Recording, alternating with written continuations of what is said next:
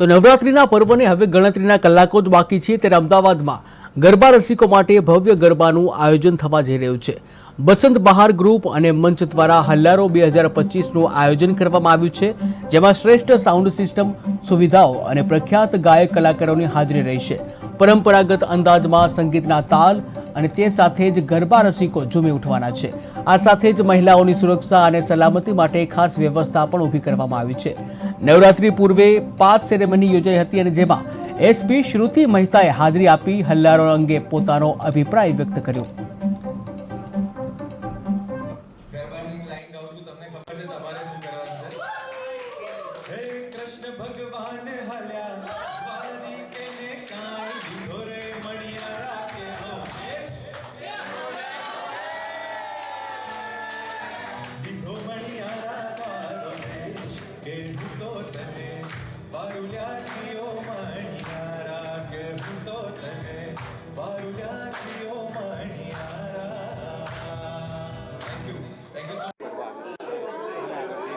આયોજન કરવામાં આવ્યું છે। ખાસ આયોજનમાં આપનું સ્વાગત કરવામાં આવ્યું। શું ફિલિંગ છે? આવનારા દિવસો કેવી રીતે મોજ મસ્તી કરવાથી જે ગરબાનું આયોજન છે કેવી રીતે? હું અહીંયા બસંત બહાર દ્વારા આગામી નવરાત્રિ માટે આયોજિત થનારા ગરબાના કાર્યક્રમના પાસ ઇનોગ્રેશન ફંક્શનમાં આજે આવી છું। બસંત બહાર એઝ અ ફેમિલી ખૂબ જ સારું ગ્રુપ છે અને તેઓ હંમેશા ગુજરાતી કલ્ચરને સપોર્ટ કરવા માટે અને એમાં પણ ખાસ કરીને દિવ્યાંગ બાળકોના દ્વારા બનાવેલી વસ્તુઓનો ઉપયોગ કરીને એમને સપોર્ટ કરીને કામ કરવા માટે જાણીતા છે। તો બસંત બહાર અને મંચ બંનેના સહયોગથી હવે જે નવરાત્રિનું સેલિબ્રેશન બસંત બહાર બોપલ ખાતે થવા જઈ રહ્યું છે એમાં ખૂબ જ ઉત્સાહથી બધા ભાગ લે અને જે ગુજરાતની પરંપરા છે, ગરબા છે કે જે 9 દિવસ માતાજીની આરાધના માટે આપણે બધા સાથે મળીને રાસ રમીએ છીએ, ગરબા કરીએ છીએ। એની પાછળ બીજું જોઈએ તો હેલ્થ રિલેટેડ પણ થોડુંક છે, કારણ કે કોઈ પણ પરંપરા તમારા શરીરને સાચવવા માટે બનેલી હોય છે।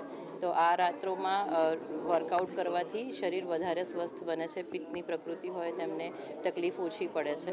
તો આ બંને વસ્તુઓને ધ્યાનમાં રાખીને હું બસંત બહાર અને મંચને ખૂબ અભિનંદન આપું છું કે આવા પ્રોગ્રામ એક દિવસને બદલે વધારે દિવસ માટે કરે અને બધાને વધારે લાભ આપે। Thank you so much. તાજેતરમાં જે રીતે અત્યારે જોવા મળ્યું છે કે મહિલાની સુરક્ષા ક્યાંક જરૂરી હોય છે, રાત્રે પરિવાર સાથે મહિલા ગરબા કરવા જાય ત્યારે આયોજકે કેવા પ્રકારની તકેદારી રાખવી પડે? આપ એક મહિલા અધિકારી છો। બેઝિકલી મહિલાઓ પોતે પહેલાં તો સપોર્ટ જે એમને જરૂરી છે એના વિશે જાણે। અત્યારે ગુજરાત સરકાર દ્વારા 112 કરીને નવી હેલ્પલાઇન, બધી હેલ્પલાઇન ક્લબ કરીને બનાવવામાં આવેલી છે।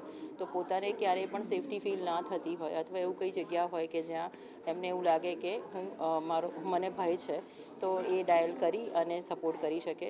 રાઉન્ડ ધ ક્લોક અમદાવાદ પોલીસમાં, અમદાવાદ શહેરમાં અને ગુજરાતમાં સમગ્ર જગ્યાએ બધી જગ્યાએ પોલીસનો બંદોબસ્ત હોય છે।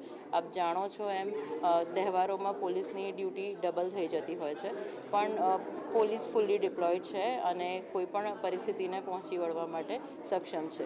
પણ દીકરીઓ એકલી ના નીકળે અને આયોજકો છે એ પણ એન્ટ્રી અને એક્ઝિટના પોઈન્ટ્સ છે અથવા અંદરના સાઈડના જે પોઈન્ટ્સ છે ત્યાં એવો કોઈ મિસહેપ ના થાય એ બાબતે સૂચનાઓના બોર્ડ્સ લગાડી શકે છે અને દીકરીઓ પોતે પરિવાર સાથે, ઓળખીતા સાથે જ ગરબા કરે, સાવ અજાણ્યા લોકોના સંપર્કમાં આવે અને એમના પર ભરોસો મૂકી દે એવું ના કરે એવી મારી ખાસ વિનંતી છે। જી બિલકુલ, ખાસ કરીને મહિલાઓને શું કહેવા માંગશો કે આપ મહિલા અધિકારી છો, નવરાત્રિ ખૂબ સારો એવું કહીશું કે ગુજરાતની અંદર એનો ખૂબ મહિમા છે, મહિલાઓને શું કહેવા માંગશો?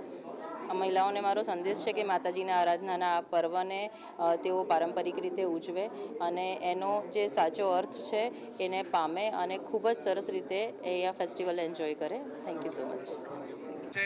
બસંત બહાર અને મંચ દ્વારા આયોજિત હેલારો 2025માં હું મારા બેન્ડ સાથે પરફોર્મ કરવા આવી રહ્યો છું।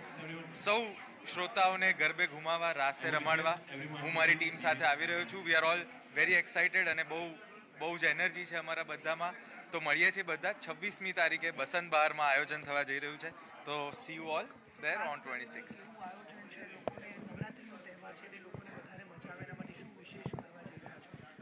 અમારા બેન્ડની વિશેષતા એ છે કે અમે બહુ જ ટ્રેડિશનલ, બહુ જ પારંપરિક ગરબા બહુ જ યુનિક વેમાં એક સરસ પરફોર્મન્સ સાથે અમે લોકો પ્રસ્તુત કરીએ છીએ.